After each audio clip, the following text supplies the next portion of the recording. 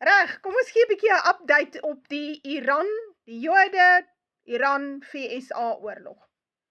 Ja, wel, ek dink ons is almal by 'n punt, behalwe die wat regtig nie weet wat aangaan nie, of wat vreeslik idealisties is, of wat gebreinspoel is deur sy baalpriester, dat die VSA en die Joodse staat het amptelik die oorlog verloor teen Iran. So 2 lande wat nuclear-powered lande is, hulle het albei kernwapens, het die oorlog verloor teen 'n land wat konvensionele wapens gehad het. So ja, dit is 'n krisis, maar die inligting soos wat hy uitsyfer is glad nie goed vir die VSA nie. En dit maak nou nogal sin hoekom die VSA nou nog nie regtig weer betrokke geraak het meer in die oorlog nie, behalwe so bietjie hier rondhang en daar rondhang en die tipe van ding nie. Want die VSA het sy gat gesien. Nou kom ons lees 'n bietjie. Dis interessant. Onthou die nuus kom altyd na die tyd uit. Nou hierdie is van BBC, was op 1 Junie 2026. Iran attacks damaged 20 US military sites since start of the war, satellite images show. En dan word hier gesê dat die VSA het natuurlik probeer om dit weg te steek, dat soveel van sy basisse verwoes is in die Midde-Ooste, deurdat the US has sought to limit satellite analysis of the conflict by requesting Planet, a major provider, to impose an indefinite restriction on new images of Iran and most of the Middle East. So jy kan nie vergelyk nie, in die VSA kan jy nie vergelyk tussen bestaande satellietbeelde en dit wat voor 28 Februarie is nie. Hulle het gesê dit moet beperk word, sodat hulle die skade kan wegsteek vir die bevolking. Among the valuable hardware damaged were 3 state-of-the-art anti-ballistic missile battery systems at the Al Ruwais and Al Sadar air bases in the UAE and in Jordan. Nou hierdie is die, wat hulle noem die THAAD batteries, en hy kos so $1 biljoen om op te sit in 'n hele paar jaar. Dit is nie eendagse storie nie. Each battery needs a crew of about 100 troops to operate it, while the interceptors it fires cost around $12.7 million per round. Dis baie duur, né? Is interessant, hierdie military industrial complex behoort oorwegend aan Jode. Die Jode is sterk betrokke by hierdie maak van wapens in die VSA. Met die gevolg is, alles is peperduur. Ek meen, want die koei kan jy mos nou melk. Daai wit koei, daai Amerikaanse wit koei, jy kan hom mos nou melk vir belastinggeld, en dit is maar wat gebeur. So, die VSA het verskriklike groot skade gelei. En 'n nuwe verslag wat uitgekom het, sê dat 42 plus, dis nou al meer. Toe die verslag uitgekom het, was dit 42 van die Amerikaners se vliegtuie, helikopters en drones het in die slag gebly. Congress released a list of 42 U.S. military aircraft reported lost, damaged, or destroyed during the Iran war, based on information from the Pentagon, Central Command, and news reports. The Defense Department estimated the total cost of the losses is $2.6 billion. One of the most expensive aircraft damaged during the war was an E-3 Sentry surveillance plane, which was hit by an Iranian drone and missile attack in Saudi Arabia. Each aircraft originally cost the Air Force about $270 million. The U.S. also lost an MQ-4C Triton spy drone, which costs about $240 million. The Navy didn't say where it crashed, referring to the incident as a mishap. 4 F-15E Strike Eagle fighters were also lost. 3 were destroyed by friendly fire over Kuwait in March. All 6 aircrews safely ejected. A 4th was shot down during combat over Iran in April. That aircrew also safely ejected and was recovered during a highly publicized search and rescue mission.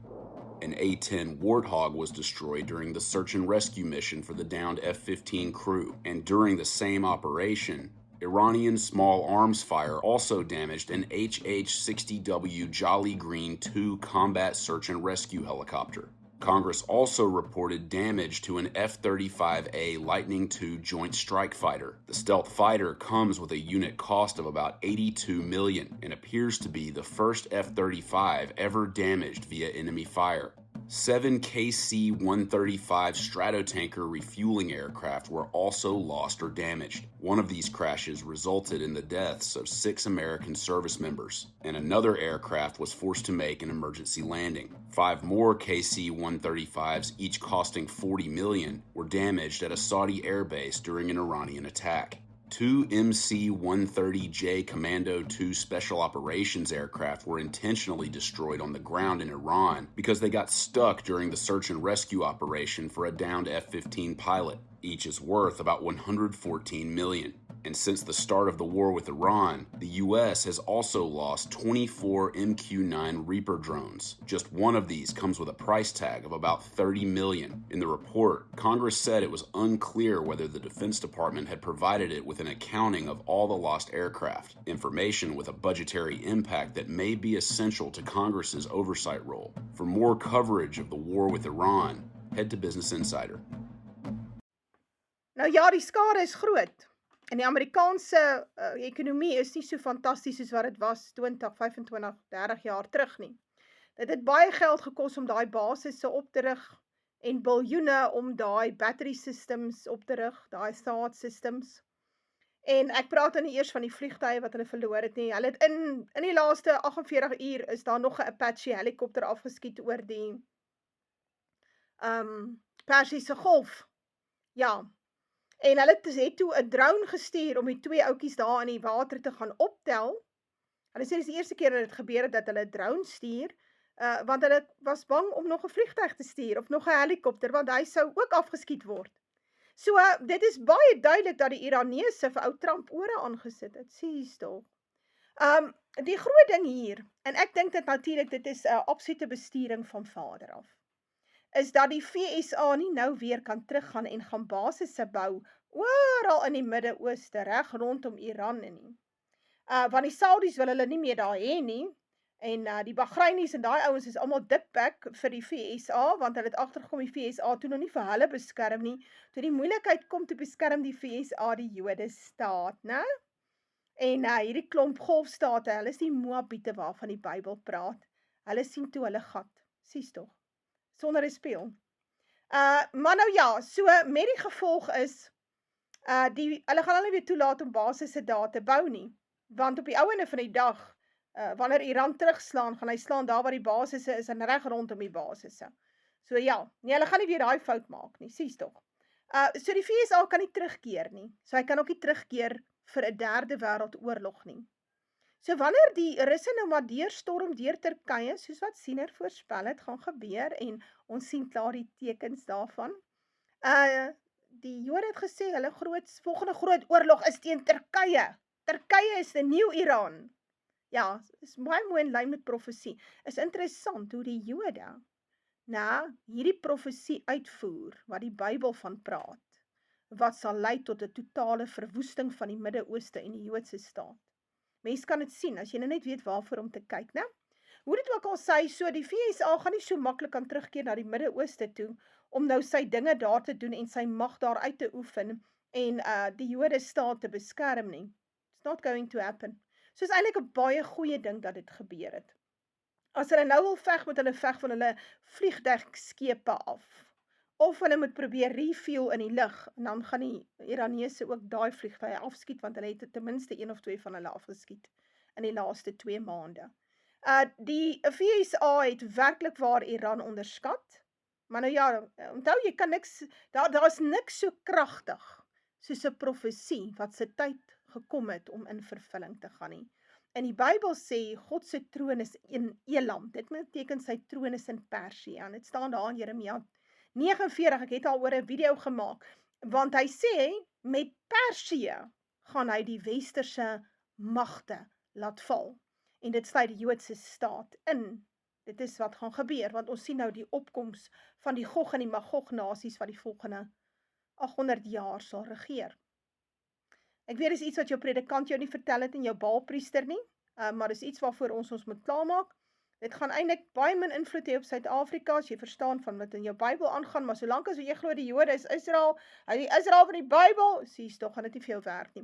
Hoe dit ook al sê, Piers Morgan het hier 'n oulike video gemaak, so 'n stukkie waar hy praat met die Israeli ambassadeur, die Jode ambassadeur.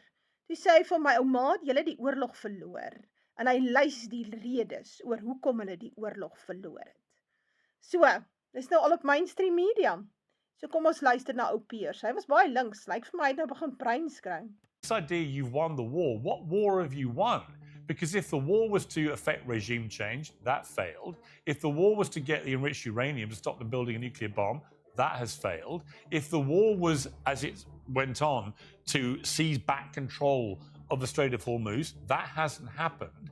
If the war was to stop Iran attacking its Gulf state neighbors, they've made it crystal clear they'll carry on doing that if they get attacked. I'm not sure, I mean, other than you've clearly destroyed a lot of their military capabilities, but they're replacing that apparently at speed. I'm really struggling to see what war you think you've won.